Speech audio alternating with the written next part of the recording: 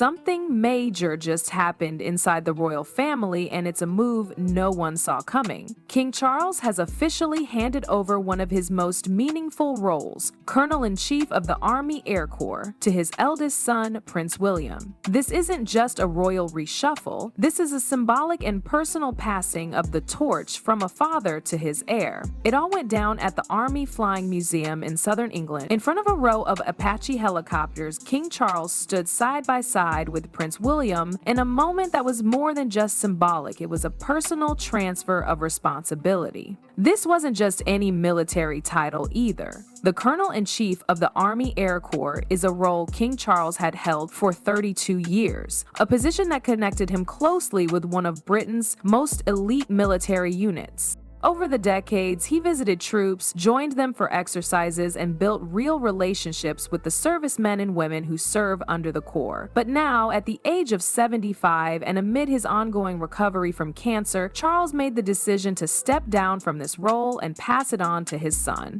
During the ceremony, Charles presented William with the title, in a moment full of formality and genuine emotion. His voice carried warmth and reflection as he addressed the troops, saying, "Look after yourselves, and I can't tell you how proud it has made me to have been involved with you all this time." Then, in true Charles fashion, he lightened the mood with a playful jab at William's past as a pilot. He said, "He's a very good pilot indeed," a joke, yes, but also a nod to the fact that Prince William has his own history in the skies. He served as a search and rescue helicopter pilot with the Royal Air Force and has spent time flying in some pretty intense situations. So while Charles was poking fun, he was also quietly acknowledging that his son has earned his place in this role. As Charles said his goodbyes to the Corps, there was a genuine sense of transition. You could see it in the way he spoke, in the way William stood ready to receive the responsibility, and in the solemn respect from the soldiers watching. This wasn't just about a title, it was about legacy. But this wasn't just a ceremonial handshake. This handover marks a changing of the guard that's been there for years.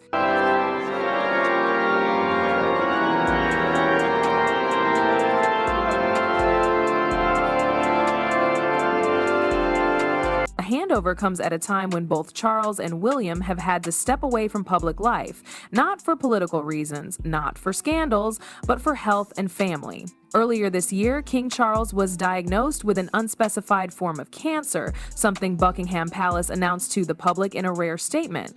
He paused his public engagements for nearly 3 months to focus on treatment. For a man stepping into one of the most visible roles in the world, it was a sudden and serious challenge. But by late April, he began his return to royal duties, and this handover was part of that comeback. At the same time, Prince William faced his own deeply personal reason for stepping back. In March and April, he took several weeks off from public appearances to care for his wife, Princess Kate, who revealed she was undergoing preventative chemotherapy for cancer. His decision to prioritize family over royal duties was widely respected and highlighted the evolving nature of the monarchy, where emotional honesty and care are becoming more public. William later updated the world, simply saying, "She's doing well," but even that short comment showed the careful balance he's trying to strike, protect his family's privacy while also showing leadership. These absences left the monarchy lighter in leadership, and so that he may be in leadership after the monarchy. He learned to live in the moment no longer, and it raised important questions about the future.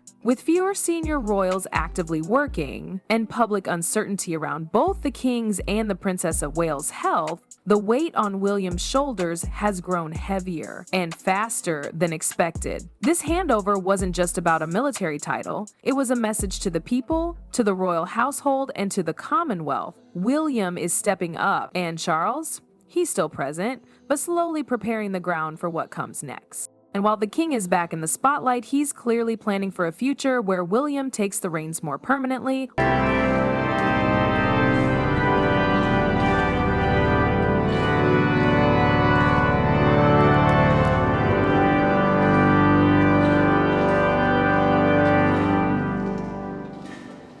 When Charles became king in 2022, one of the biggest shifts wasn't just the crown itself, it was the transfer of the Duchy of Cornwall to Prince William. Now, to most people, the duchy might sound like just another royal estate, but this is no ordinary piece of land. It's a sprawling portfolio of farms, residential and commercial properties, and sustainable projects worth over £1 billion. It's also deeply personal to the royal family. Charles had been Duke of Cornwall for over 50 years. In that time, he didn't just manage it, he transformed it. He made it a platform for his values, especially his passion for organic farming, environmental sustainability, and heritage preservation. You could say the duchy was the place where Charles first experimented with the kind of legacy he wanted to leave. So when William took over, it wasn't just a job, it was stepping into decades of vision, effort, and identity. And Charles felt that. In fact, during the ITV documentary Prince Charles Inside the Duchy of Cornwall, Charles admitted that watching William embrace the role brought him to tears.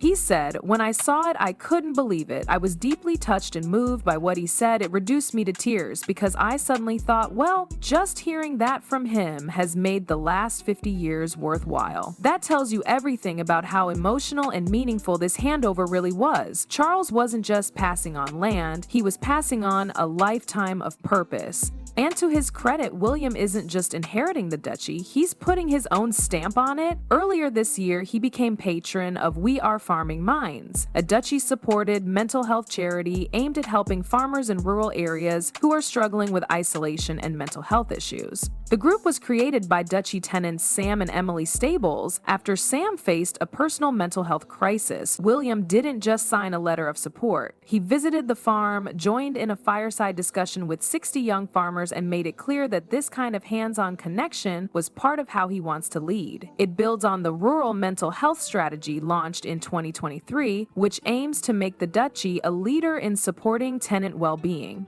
So what we're seeing isn't just a son taking over a father's job, it's a slow, intentional handover of ideals. But it's not just military titles and estates William is inheriting, he's also taking on his father's vision.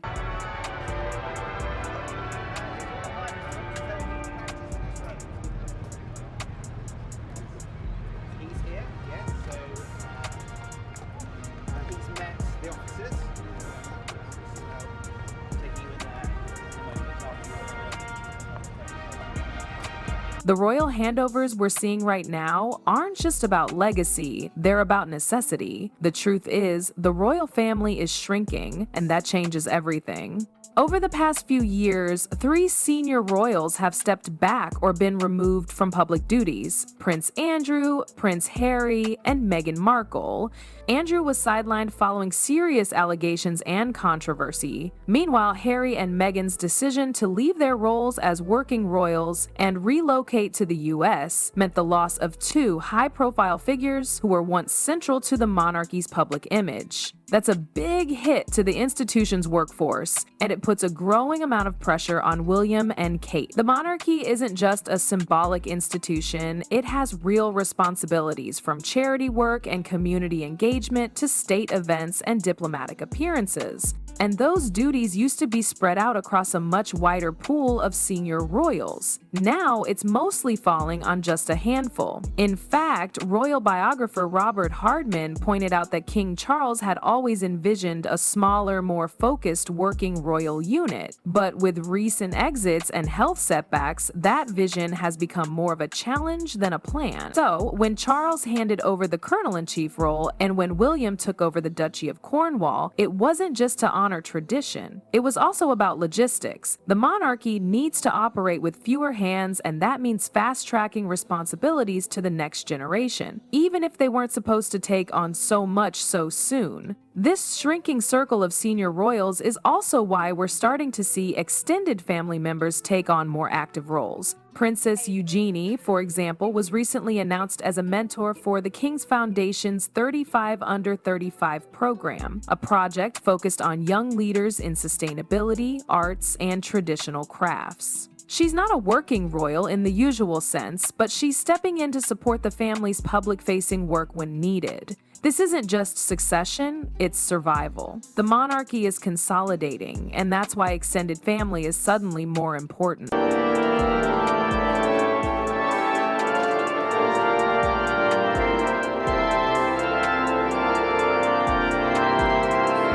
So let's zoom out. What does all of this, military titles, estate management, public appearances, and family support, really mean for Prince William? Well, it's looking more and more like he's being groomed for the throne earlier than expected. Not because Charles is walking away entirely, but because the pressure of the job and the weight of recent events is pushing succession planning into motion. Charles is still the monarch, and after his return to public life following cancer treatment, he's shown that he still wants to lead. But at the same time, we're seeing him offload high-profile duties to William faster than usual. That's not something you do unless you're thinking long-term and maybe even preparing for a shift sooner than later.